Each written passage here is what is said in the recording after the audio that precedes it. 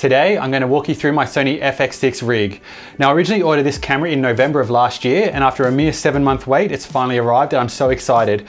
So for the last year, I've been shooting on 2 Sony FX3s, and those are great cameras, but I really wanted some of the features and functionality offered by the bigger brother camera. My big camera bag has room for 2 FX3s and a whole bunch of lenses and accessories. This smaller camera bag is just for the FX6. So I'll either take this if it's a single camera, single lens run and gun setup, as everything I need is in here, or on a bigger shoot, I'll take both bags. Opening up the bag, you'll see we've got the FX6, we've got an external monitor, a matte box that I often use, and the external V mount battery. So the first thing we'll do is pull out the FX6, and the only thing I have to do here is tighten this monitor. I've left that a little bit loose so that it sits in the bag easier. So we'll give that a little tighten, and then we're good to go. For my rig, I love using the factory side handle and top handle. I love the side handle because it's got the ability to rotate depending on my shooting position, but I really love all the controls and inputs I've got on here. I can navigate all the menus, start and stop recording, and do everything I need just from these side controls here. As for the top handle, I never use the controls on here, but I love the 2 XLR inputs, whether I'm using lapels or shotgun mics, and I really love the MI shoe on top that allows me to have 4 channels of audio with an XLR K3M or similar accessory. Daniel helped me with cable management using both Bongo ties and Sprigs we got from B&H. As for the rigging, I'm using the Tilta V Mount Kit. So I've got a V mount plate on the back here, which plugs into the camera here. I've got the bottom plate with the rails and a Manfrotto plate. And then I've got the top plate here that just has some extra mounting points where I've got a sprig for cable management and a couple of rod mounts. In addition to the cage, I've added a slimline NATO rail here, as well as a NATO to NATO SmallRig monitor mount. Now, I much prefer these monitor mounts over anything that uses a cold shoe or just a single thread, as it gives me a really solid mount that can't come undone with just a bit of twisting of the monitor. I also didn't want to mount my monitor up the top here near the MI shoe because I wanted to keep that area free in case I wanted an audio receiver in there, or the XLR K3M, or I thought it was a convenient spot for a video transmitter to be mounted. The first thing I'll add is a battery. So I'm using the Hypercore Neo 9 Mini, and I love this thing because it will measure how much power you're using and then give you an accurate estimation on how much power you've got left on this screen here. This is really helpful because the FX6 won't tell you the battery life remaining if you're powering from an external power source like a V mount battery. So without that screen, I'd have no idea how much battery life I've got left. And I love that it takes into account the power draw of the monitor, video transmitters, receivers, and any other accessories I've got connected. I love that when the V mount battery dies, I can just swap in another one without unplugging or plugging in any cables. The next thing I'll add is an external monitor, and I mount this using the NATO to NATO SmallRig adapter. So I'll just slide that in here and then connect the 2 cables that are already conveniently located down here. I love having the monitor mounted here because it allows me to tilt down if I want to shoot low or tilt up if I'm shooting high, and it also gives me the ability to twist if I want to. Now, the monitor obviously gives me a lot of options that aren't available internally, like anamorphic D-squeeze, but my favorite thing is just how good the image looks on this. Often there's little details in the background of a shot you wouldn't necessarily notice on the little tiny monitor.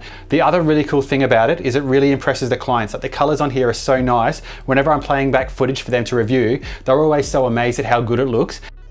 I put this monitor in a cage, mainly so I could have a really solid NATO rail connection that definitely wouldn't come loose, but I also love the ability to have other mounting options on here, and I do occasionally use the hood, although most of the time this monitor is so bright, even out in bright daylight, I don't find the need to use a hood. I'm keeping the internal monitor on for now, that way I can use touch track autofocus, and sometimes I do prefer navigating menus by finger, even though most of the time I'm using the joystick on the side.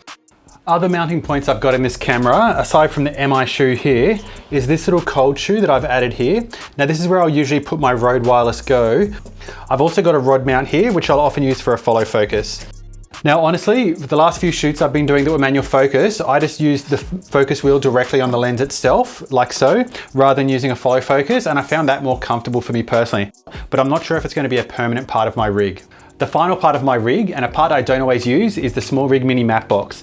Now, I love how easy this is to install. You just tighten it on with this one knob here. So this is really good. Last week I was shooting outdoors at a gym and it was just raining a little bit. The monitor, the battery, the whole camera body got wet, but the front of the lens stayed dry. There was no water droplets on there ruining the shot. So that was really handy, and that was covered in water, so it was definitely doing a good job there. I'll also sometimes use it when I want to control the lens flare. Even though I don't have any big filters that slide into the matte box itself, I can still use my existing filters inside the lens, as there is a lens thread in there. So that's super handy, even though with the internal ND now, I find I'm rarely attaching filters to the front of lenses. If I'm being honest, I also don't mind how it looks with the matte box on there. I'm using CF Express cards, which means I can use any frame rate without issue, and I also love the fast speeds when transferring the footage to my PC. Coming from an FX3, this camera is so much nicer to use, even though the image quality isn't really any different.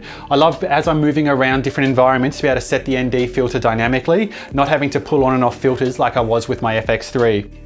I love the ability to toggle between white balances. You just have a switch to switch between white balance A and white balance B. And if you want to set a white balance, there's a dedicated button, you just press that and it sets the white balance instantly. There's no need to go through menus or anything like that.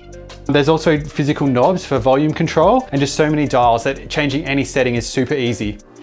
One thing I haven't heard many people talk about is HDMI info display. So on the FX3, you can either have a raw feed going to your external monitor and it looks beautiful, or if you want HDMI info display on, which means all your camera settings are overlaid, it sort of crops in and gives you a garbage looking image. Compared to that, the FX6 is perfect. It just adds the text that you expect around and doesn't ruin the whole image, and you can dial in each setting individually and turn them on or off the display. I love how balanced and ergonomic this camera feels, which makes it the perfect camera for shooting handheld. I was originally a bit worried coming from an FX3 that the lack of in-body image stabilization would make all my shots a bit shaky, but between the front to back weight balance, the feel of the grip and everything, even without a stabilized lens, the shots still come out great. I'll often shoot handheld on this, and if I'm not shooting handheld, I'll be using a CinePillow, which allows me to take a bit of the weight. And if I'm not using those methods, I'll usually use a MonoPod. I'll usually use that if it's a long talking take and I want some kind of camera movement, but I don't want my body to be supporting all the weight for a long take. If you have any questions or feedback, definitely leave a comment below. And if you haven't already seen it, I'd suggest checking out my B camera video. This is the usual setups and configurations we use on multiple camera shoots. I'd also suggest you check out my CinePillow video if you haven't already. That's a really great and really cheap handheld stabilization tool. Thanks for watching, guys, and I'll see you in the next video.